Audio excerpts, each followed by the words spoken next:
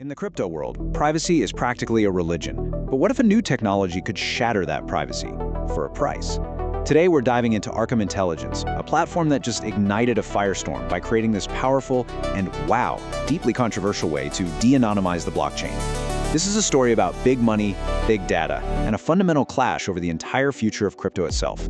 So, to really get what's going on here, we have to start not with the tech, but with the money. Because before anyone was even talking about privacy, Arkham's launch created this absolute explosion of wealth that just seemed to appear out of thin air, and it got everyone hooked. $148,000. That's how much a single user, a YouTuber with a pretty small following actually, made from Arkham's recent token Airdrop. Now, if you're not familiar, an airdrop is basically free crypto you get for being an early supporter.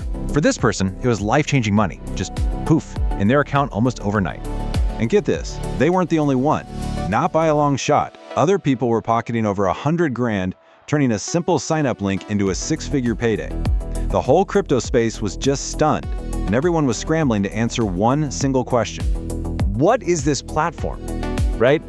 How did it manage to generate this kind of insane value for its early users, creating this viral gold rush from what felt like absolutely nothing?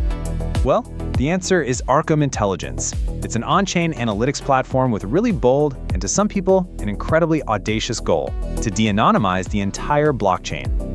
At the heart of it all is this powerful AI system they call Ultra.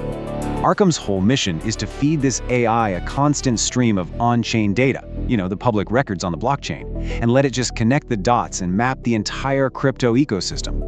It basically transforms that chaotic anonymous sea of transactions into clear, searchable intelligence. And this really is a fundamental shift in strategy. The platform is basically telling users, hey, stop just staring at price charts. Instead, they want you to embrace what they call transaction analysis. And that just means following the money itself, tracking what the biggest players in the market are doing in real time. And the power this thing gives you it's staggering. I mean, imagine being able to track the crypto portfolios of financial giants like BlackRock, or seeing exactly how much Bitcoin the US government is holding.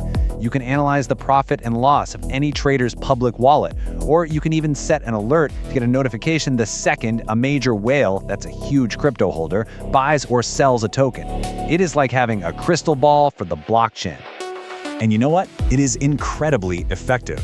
According to Arkham's founder, the platform has already managed to attribute 78% of all transaction volume on the blockchains it supports. Let that sink in. That means they can identify the sender or the receiver behind nearly 8 out of every $10 moved on-chain. But all this power comes with a price.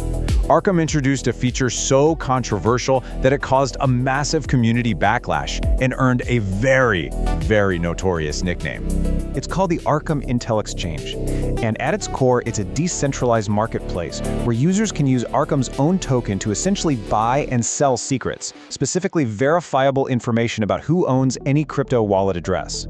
And this right here gets to the absolute heart of the conflict. See, Arkham pitches this as Intel to earn, a noble system, right, for rewarding researchers who expose hackers and scams. But a lot of the community saw something way more sinister.